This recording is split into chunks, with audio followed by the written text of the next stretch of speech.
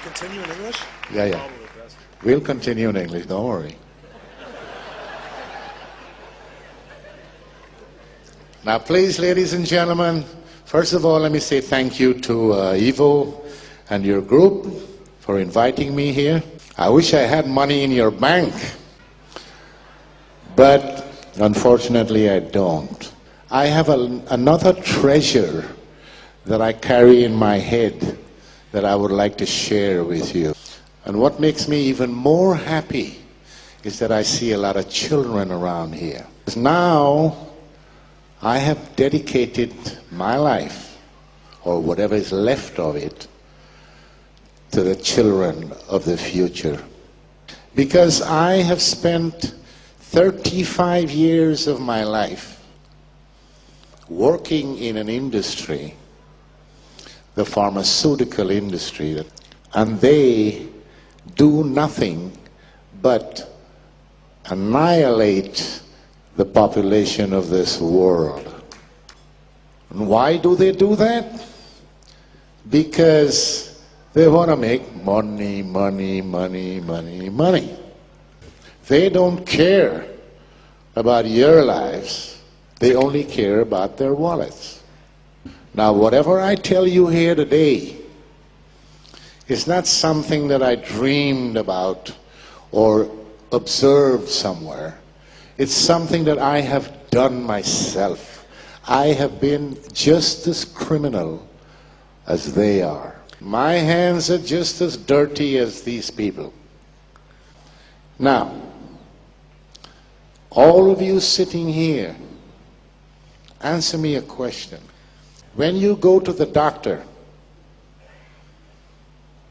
he looks at you, stethoscope, laboratory tests, machine tests, this were.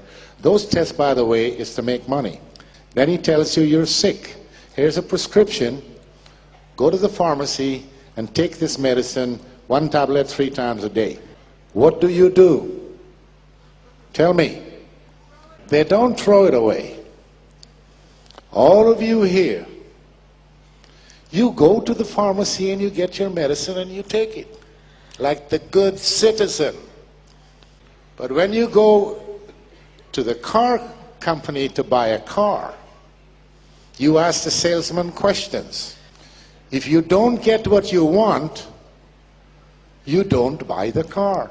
So why don't you ask the doctor, what is it he's giving you? The reason I'm telling you this is because only you have the power to stop these criminals with what they're doing in the pharma industry. Because you are not sick people. You are consumers. You are consumers.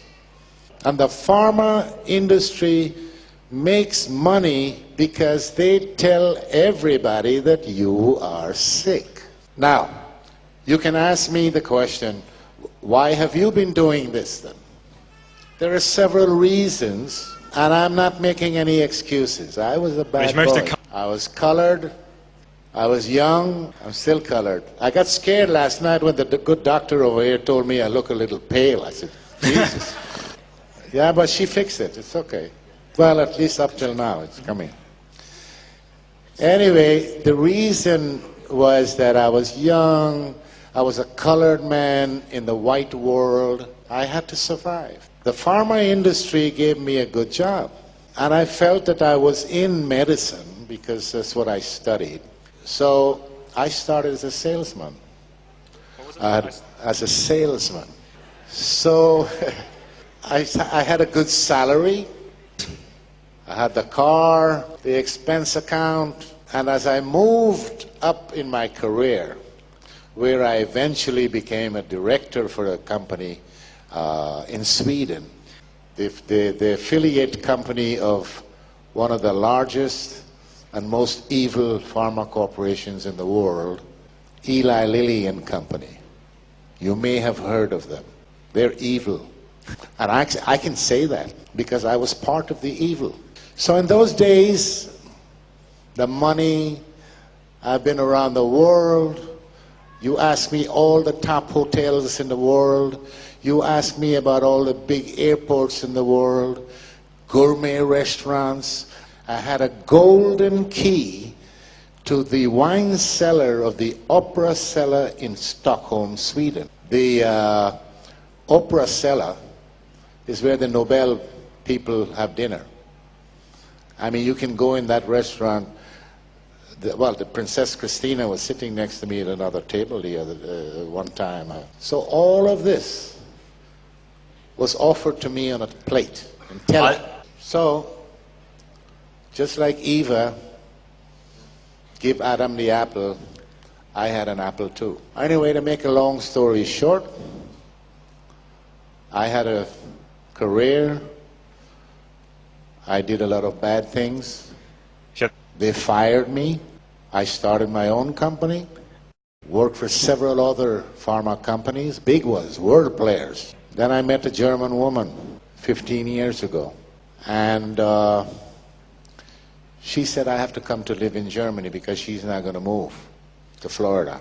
And I said, okay, so I came to Germany. I retired, officially retired. I played golf, Ich habe Golf good gespielt. golfer in Germany, and I relaxed myself. Then I had a heart attack, then I had a second heart attack, and now I can't get no heart attack anymore. 'Cause Inzwischen I have a titanium battery right here. So I can drop here today and my heart will still beat. That's just a joke.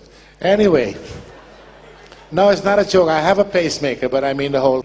Anyway, somebody, the power, I don't know, some people say God, some people say Jesus, some people say this. I call it the power. The almighty power blessed me and my wife with a child. I was 62 years old. This child is now 4.5. Now, when this child was born, he went to the pediatrician after the 6 months to a year, they make a checkup. The doctor checked the boy and said, yeah, he's healthy, he's fine. Now I need to give him his Impf cocktail. Pharma.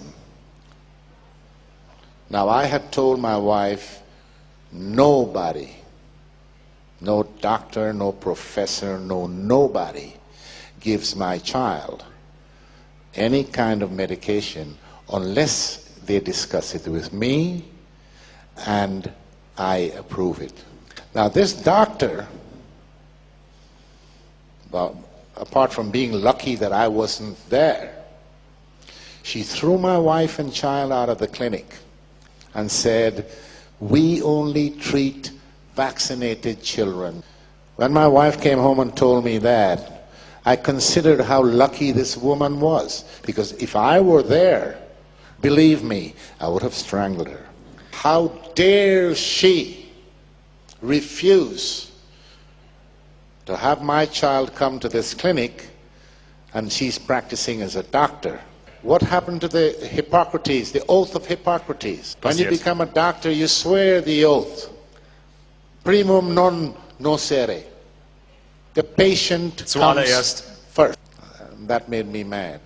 So I researched this lady, and I found that she was sitting in a committee, or on a committee, with a politician and members of the pharma company that made the Impf, the vaccine. And they're propagating to the government in Germany to introduce mandatory vaccination.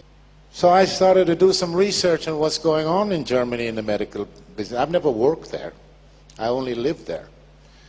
I got my pension from Sweden, by the way. I don't get anything from the German state or anybody. I found out also that general practitioners, just like this woman and other doctors, were prescribing psychotropic drugs to children.